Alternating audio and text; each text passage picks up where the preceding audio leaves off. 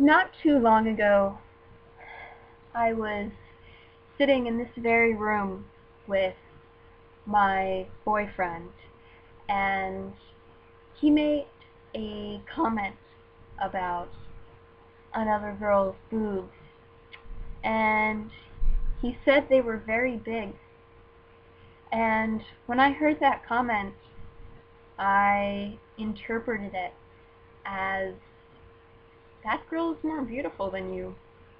She's a threat to you. I might even cheat on you with her. And then it occurred to me that there are two modes of hearing things. Hearing things with presence and hearing things with the abused mind. He was simply observing her breast size. He was not implying any of those things. But because of my history and because of my paranoia, my insecurities, I did not hear what he said. I heard with my abused mind. I misinterpreted. I think that many people who are angry about the isms often are hearing things with their abused minds. The reason that we often hear things this way is because we have been abused in one way or the other, and we are really unnecessarily continuing our suffering by subconsciously holding on to a need to overprotect ourselves. It's like when you have a scar, or when you're injured and you get a scar, and it doesn't just, the skin doesn't just heal, but a bump forms because the skin is overproducing collagen, it's overhealing, it's overcompensating, and creates more of a wound. So, I think a common example of hearing things with the abused mind is when we hear the word hierarchy, and many people believe that hierarchies are inherently bad. And I was participating in a talk tonight where there was a horizontal pedagogy. If you don't know what that means, it means that we kind of sit in a circle and there's no teacher, no one is leading the group. We are all equally student and teacher, right? But a hierarchy still existed. Some people were more knowledgeable about the topic we were speaking of. Some people were more experienced, and I loved that. I loved that we weren't all on the same level, or it would have been a pointless conversation.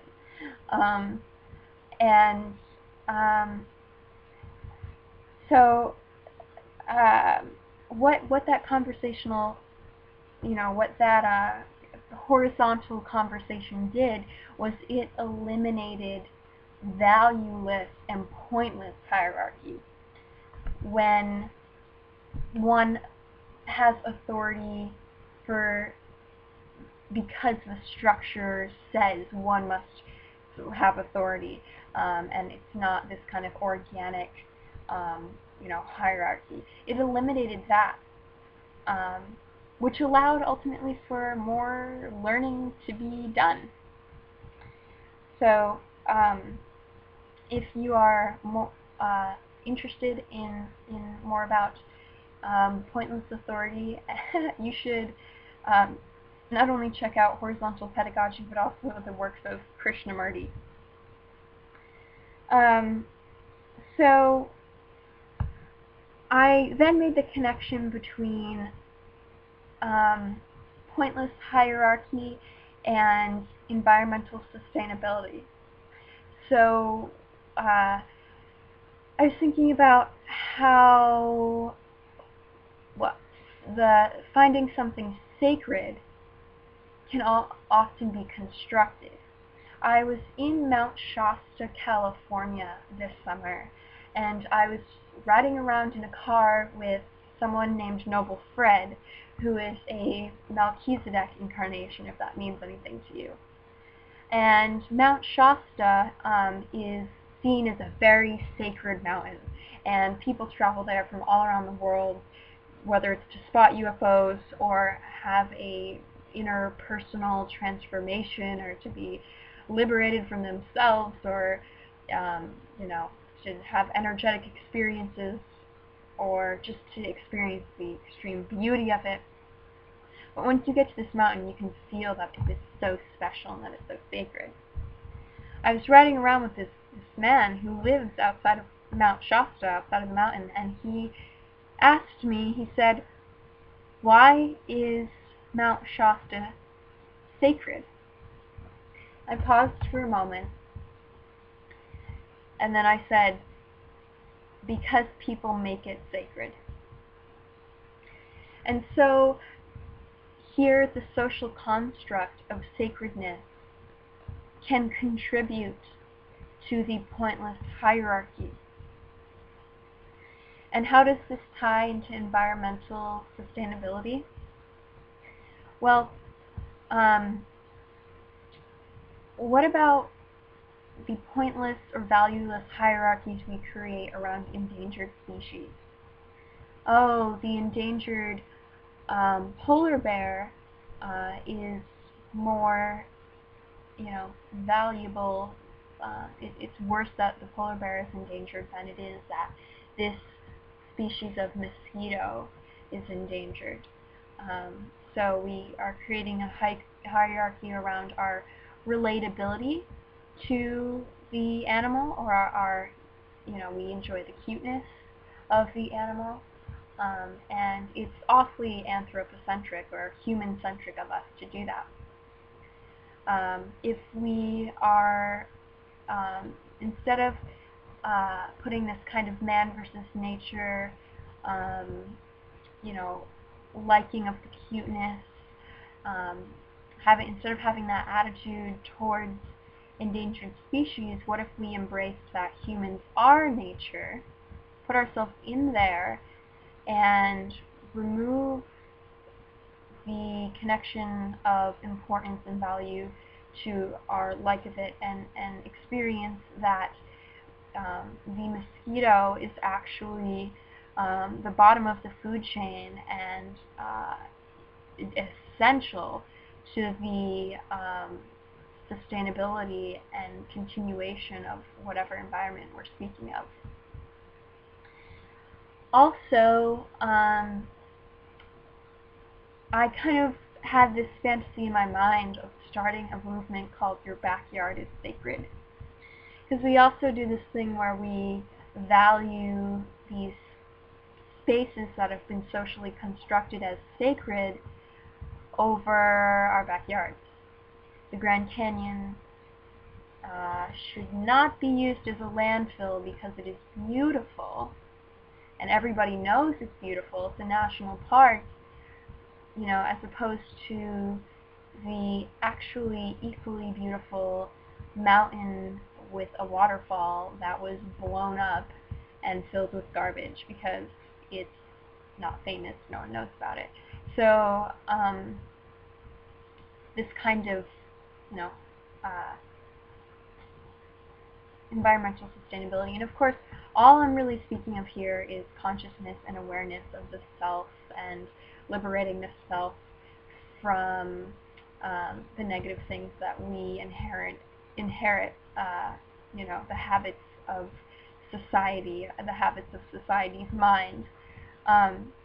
So of course this kind of recognition of the beauty in all things, recognition of the genius in all things, is a part of the horizontal pedagogy that I was talking about earlier, which is when you sit down and really what it is, yeah, oh, so we're all equally student and teacher. The way that the pointless hierarchy genuinely and naturally dissolves is when we recognize that every person in the room is miraculously there for a reason. The universe has brought them there, and they have genius things to say. Everything they share is genius in one way or another, or it can be part of the entire genius experience of that conversation. Beauty in all, awe of all, the seed of enlightenment in all beings, and using that to have sustainability in all things, sustainability in relationships, in community, in the environment, in the animal kingdom, or, you know, our kind of role in the animal kingdom. So that's what I have for now. And just one last thing I wanted to add was, do you guys have any experiences of really loving hierarchy, of really loving the non-abusive hierarchy? I know for me, like, I love when my therapist is smarter than me. I love when my therapist is wiser and more experienced than me. It allows me to really be vulnerable and trust her. Learning from others, even if the hierarchy is just for one moment.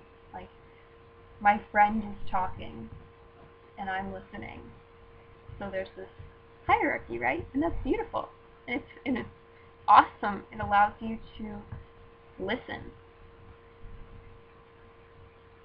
So I love you all. Bye.